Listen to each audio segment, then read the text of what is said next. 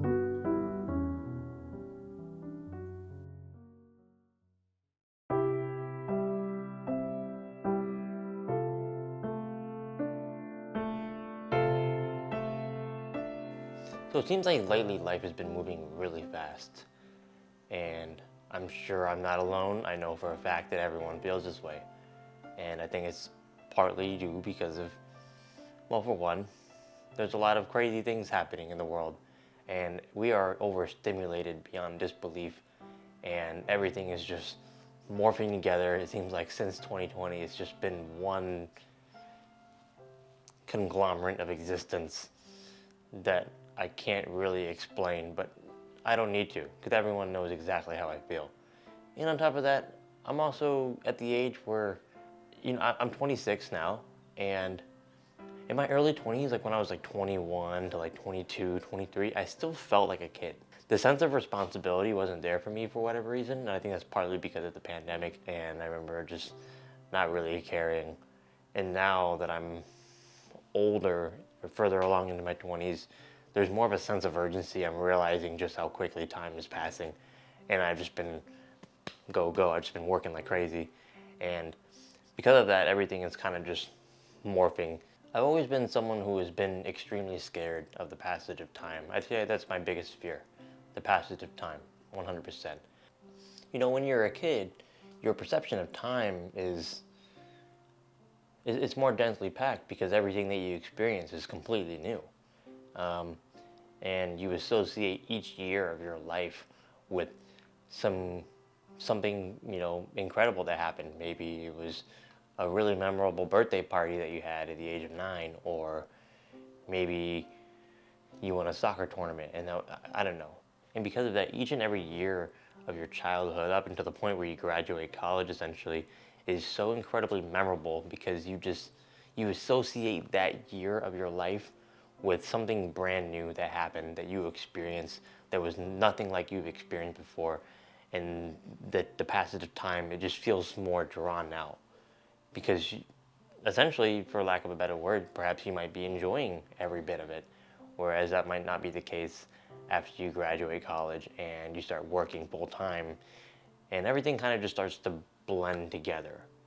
And I think the biggest reason why so many adults, especially in their late 20s, really feel like time is just flying by is because, well, every day is not really a new day anymore. Everything is following a strict routine. You know, we get up, we go to work, we get home, we eat, we go to bed, rinse and repeat, and everything is the same.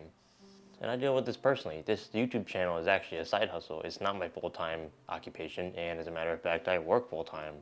I know very much what that feels like, to constantly be racing against the time and just feeling like time is just flying by out of my grasp. And backtracking to what I was saying earlier, everything when you're a kid is fresh and brand new. And because of that, life is ultimately more enjoyable. I mean, obviously, I'm sure you would agree with me, your childhood is probably more enjoyable than your adulthood is now. And for me personally, I try to take that mindset and I try to implement it into my adult life, even though I have responsibilities. It's incredibly challenging. I never said it was easy. And I've really tried to take that mindset that I have as a kid, where I try to implement that model of what makes childhood so interesting, and I try to implement that into my daily life. Because I have a strict routine and because I have to go to work every day, a lot of it is already kind of like concreted into my life or into my schedule, and a lot of people kind of fall victim to that, and they think that because they have obligations that they can't still experience new things. And I'm not trying to sound like one of those people that's like, oh, quit your job, go travel. No, I understand that work is important, and the reality is most people don't have the means to just travel. For me personally, something that has really helped, for lack of a better word, slow down my life, even though time is still passing, is fish keeping. And not just fish keeping, but keeping planted aquariums.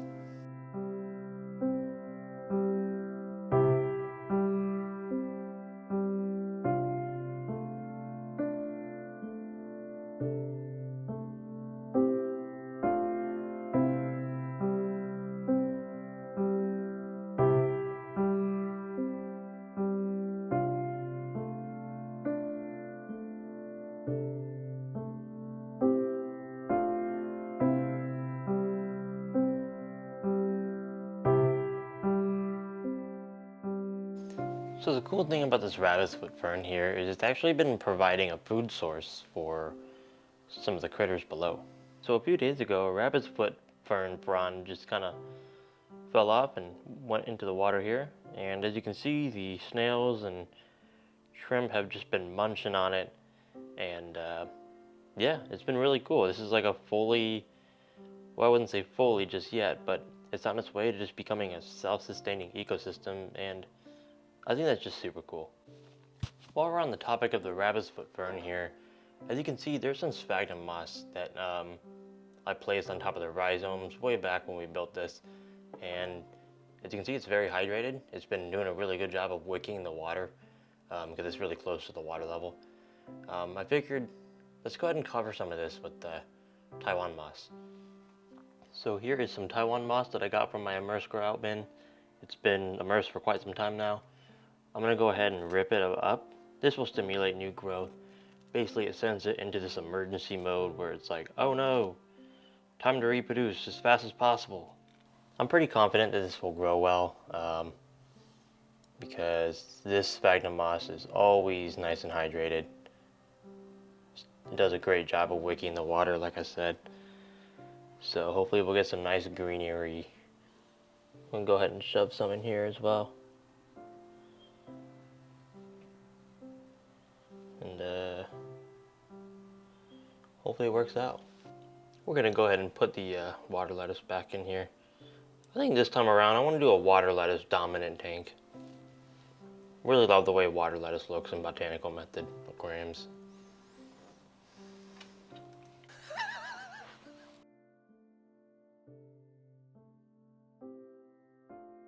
to me, slowing down your life means taking the time to make little changes in your daily routine, even subtle changes. They don't even need to be like crazy changes. They don't need to be like crazy hobbies that you pour money into, but just subtle things that just make your day-to-day more interesting.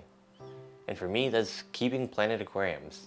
I can't tell you how much excitement, when I leave work and I come home and I get my camera gear ready to film a video and there's new leaves appearing on a plant that I didn't think was going to do well, but then the plant ends up growing and, just stuff like that.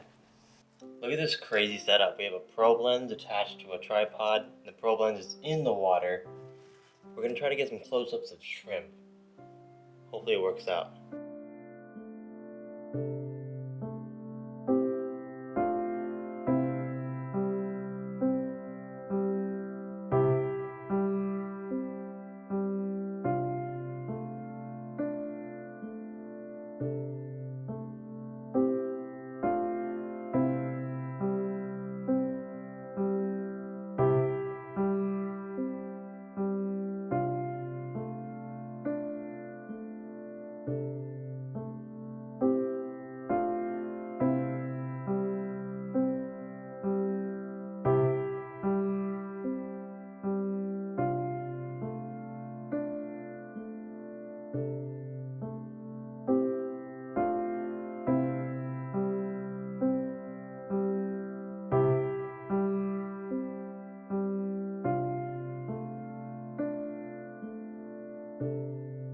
Like Planet Aquariums, you need patience, and it takes time for beautiful things to manifest into something that you're proud of, right?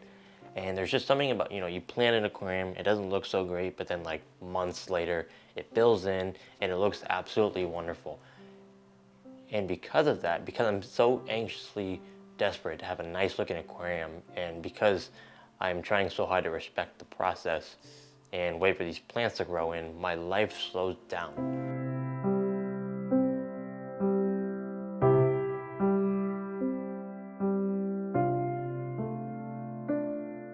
And because I'm anxiously waiting for my work to pay off, there's just something about the Planet Aquarium hobby that really slows things down and actually makes me appreciate the day-to-day and the progress that happens throughout the week. I hope that makes sense.